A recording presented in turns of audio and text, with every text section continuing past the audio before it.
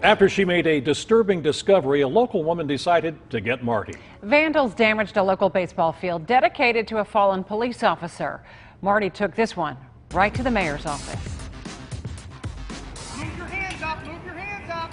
Springtime baseball, Bloomfield. A local mom captures Little League practice. Her 3 sons play, dad's a coach, life is good. My boys are always down here. We actually, now that it's springtime, we live down here pretty much. This is Officer Paul Shulo Memorial Park, dedicated here in Bloomfield close to a year ago. Paul Shulo was gunned down here in Stanton Heights along with officers Eric Kelly and Stephen Melee.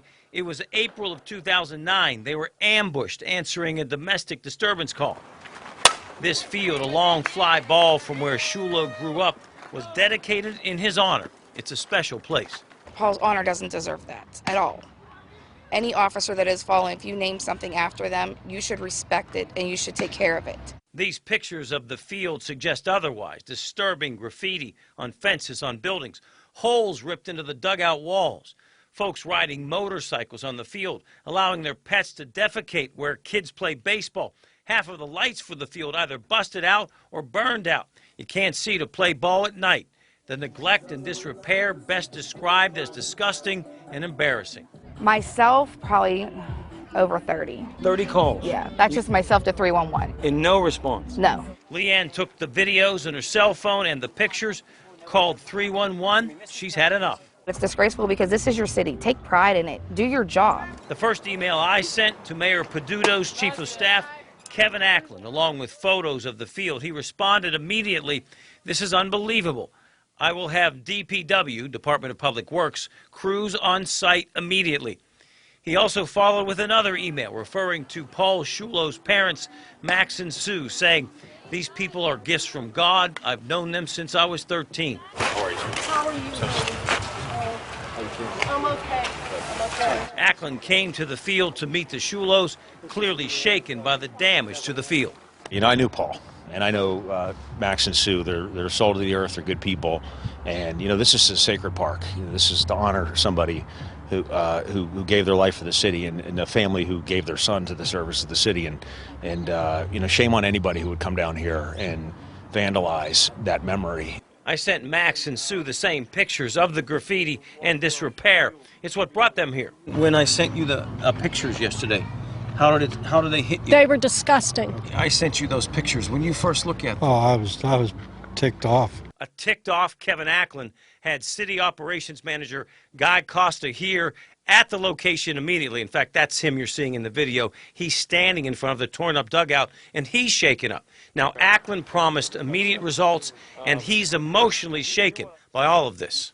You were physically shaken, I could tell. I am right now. Yeah. Why? Well, as I said, excuse me, I just know what this family's been through and what the city's been through. Results were immediate. All of the graffiti is now gone. The dugout, as you can see, is now repaired. There will be more signs telling folks to keep their pets out of here. There will be better lights installed. There will be more police patrols. There is hope here again. It's fantastic to see, to know that people, when you get the word to the right people, that they actually did their job and they did it in such a timely manner was fantastic.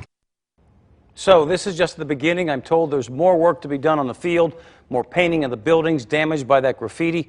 I'm also told the city will replace or repair broken lights. I'm promised more police patrols and possible surveillance cameras.